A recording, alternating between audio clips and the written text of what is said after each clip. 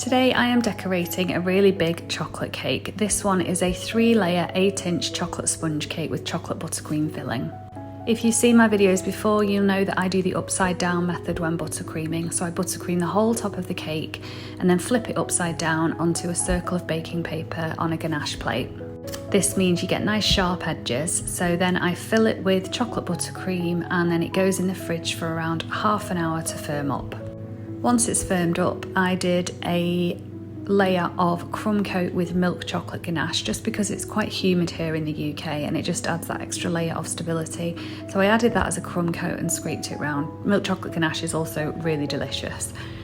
Once that firmed up, I added a really thick layer of chocolate buttercream, and this is going to be the outside layer. So I just kept adding it on and scraping back, making sure to run my scraper under boiling water each time. This just helps to create a nice smooth finish. And I go anti-clockwise and clockwise, and again this just helps to create a nice neat finish. And then once that had firmed up again in the fridge, I went round and trimmed the excess off with a sharp knife. And then it was time to flip it the right way, so I put a really big blob of milk chocolate ganache on the top that is going to be the bottom and flipped it the right way onto the fondant covered board and removed the ganache plate and the baking paper. Usually for a drip I do chocolate and oil, but the drip on the inspiration picture looked like ganache. It looked quite thick and glossy, so I went with a ganache drip today.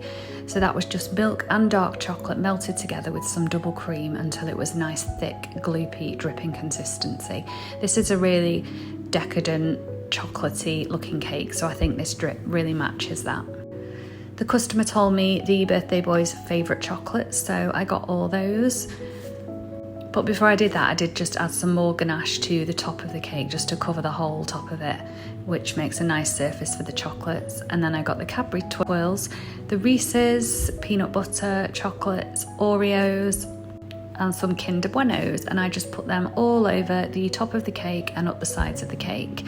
Again, just using the inspiration picture as an idea, adding as many as I can. I added a gold ribbon to the board, and then here is the finished cake already. I love how chocolatey this is. I would have loved this for my 18th birthday.